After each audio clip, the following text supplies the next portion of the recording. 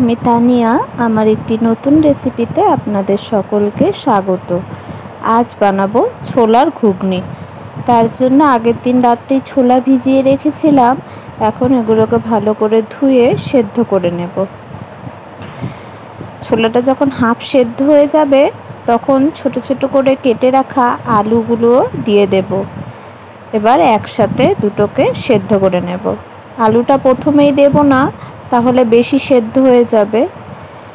এগুলো সেদ্ধ হয়ে গেছে, নামিয়ে ভালো করে ধুয়ে নিয়েছি। এখন রান্না করার জন্য কড়াইতে দিয়ে দিয়েছি সর্ষের তেল, জিরে ও তেজপাতা ফোড়ন। এবার দিয়ে দেব রসুন আর পেঁয়াজ কুচি।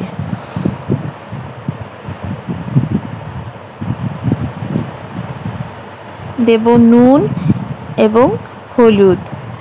এবার সমস্ত কিছুকে ভালো করে নেড়ে চেড়ে ভেজে নেব।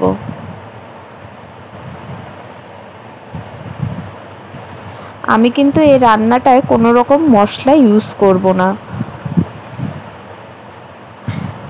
মশলা ছাড়াই দারুণ স্বাদের ঘুগনি তৈরি করা যায়। এবার দিয়ে দেব কাঁচা লঙ্কা। কাঁচা লঙ্কাগুলোকে আধা বাটা করে নিয়েছি, মিহি পেস্ট করিনি। এবার এটাকে একটু নেড়ে চেড়ে নেব পেঁয়াজের সাথে।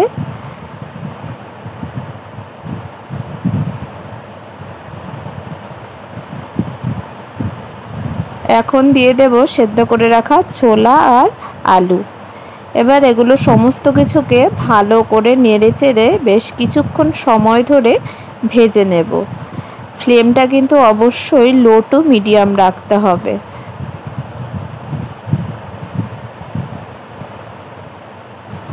একটা মাঝারি সাইজের টমেটো দিয়ে দেব কুচো করে।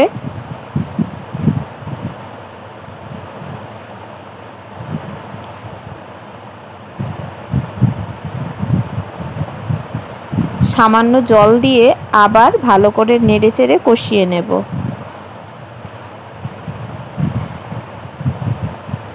ভালো করে কষে গেছে, কড়াইতেও লেগে যাচ্ছে।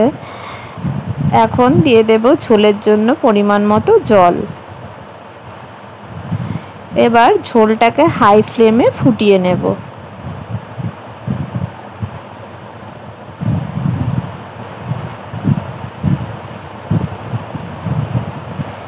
ঝোলও আমাদের প্রায় ফুটে গেছে, আলু এবং ছোলাগুলো বেশ সেদ্ধ হয়ে গেছে।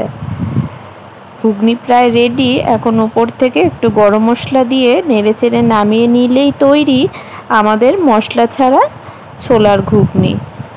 আশা করি রেসিপিটা ভালো লাগবে। ভালো লাগলে লাইক এবং কমেন্ট করতে কিন্তু ভুলবেন না।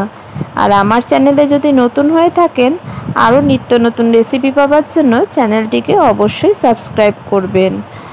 সম্পূর্ণ রেসিপিটা দেখবার জন্য অসংখ্য ধন্যবাদ।